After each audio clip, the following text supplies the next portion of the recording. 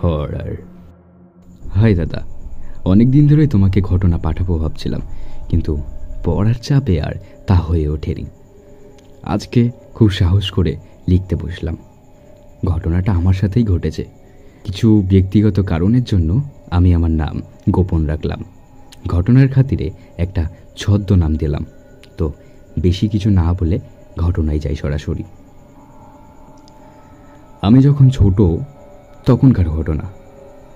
একদিন রাতে আমার বাবা আর মায়ের সাথে কি নিয়ে যেন ঝগড়া হয় এবং আমার মা কিছুক্ষণ পরে কেঁদে কেঁদে বলে যে আমি তোমার বাড়ি থাকবো না, আমি আমার বাপের বাড়ি চলে যাব। এই বলে মা সব গুছিয়ে নিয়ে ঘর থেকে বের হয়ে যায়। তখন আনুমানিক রাত 11:45 এরকম। আমার বাবা আগে কিছু না বলে ঘরে এসে ছিটকানি দিয়ে ঘুমিয়ে পড়ে। একটু পরে আমার যখন ঘুম আসছিল না, তখন আমি আমার বাবার কাছে গিয়ে শুই। কিছুক্ষণ পরে হঠাৎ বাইরে মায়ের ডাক। মা আমাকে ডেকে ডেকে দরজা খুলতে বলছে। বাবা নিজেই গিয়ে গেট খুলে দিয়ে আসে এবং মাকে বলে, ফিরে আসলে কেন? যাও বাপের বাড়ি যাও। মা কিছু বলে না, চুপ করে ঘরে চলে আসে। এখানে বলে রাখা ভালো যে তখন কারেন্ট ছিল না। ঘরে টিপ টিপ করে মোমবাতি জ্বলছে। তখন মা ঘরে আসলো। এরপর আমি, বাবা আর মা একসাথেই ঘুমাই এবং একটু পরে অনুভব করলাম কিসের যেন গন্ধ নাকে আসছে, পচা আসতে গন্ধ। এরপর আমি বাবাকে চুপি চুপি বললাম এই কথা। বাবা বলল, চুপ করে থাকো। এরকম কিছুক্ষণ যাওয়ার পরে বাবার মোবাইলে কল আসলো এবং বাবা ফোন ধরে বলল, হ্যালো। তখন আমার দাদু ফোনে বলল, রাহুলের মায়ের সাথে আবার কি হয়েছে? রাহুলের মা এখানে বসে কান্না করতেছে। বাবা থ মেরে গেল এবং আমাকে চিমটি কাটল। আমি তখন একটু উহ করে উঠলাম।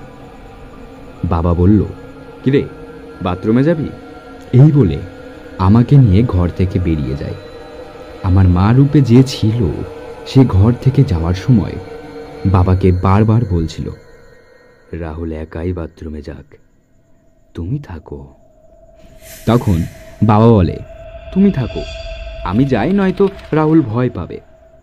এই বলে আমাকে নিয়ে ঘর থেকে বেরিয়ে যায় বাবা। তারপর পাশের বাড়িতে গিয়ে সেই রাত্রি কাটাই। সকালে এসে দেখি ঘর একদম নোংরা হয়ে আছে আর দেয়ালে শুধু আঁচড়ের দাগ। সত্যি তো, যদি রাহুলের মা বাপের বাড়ি গিয়ে থাকে, তাহলে রাহুলদের বাড়িতে রাহুলের মায়ের রূপে যে রয়েছে সে কে? সে আসলে কে? আপনাদের কি মনে হয়? আপনারা কমেন্টে জানাবেন। আর হ্যাঁ, এইটা আমার ফার্স্ট এপিসোড এই চ্যানেলে। আপনাদের মনে হতে পারে যে ফার্স্ট এপিসোড আবার একজন পাঠিয়েছে ঘটনা, এটা কী করে হয়? তো বলে রাখি যে আগে আমার একটা চ্যালেঞ্জ ছিল, সেখানে আমি ভিডিও ছাড়তাম, কিন্তু কিছু কারণবশত আমি সেখানে আর ভিডিও ছাড়া হয় না।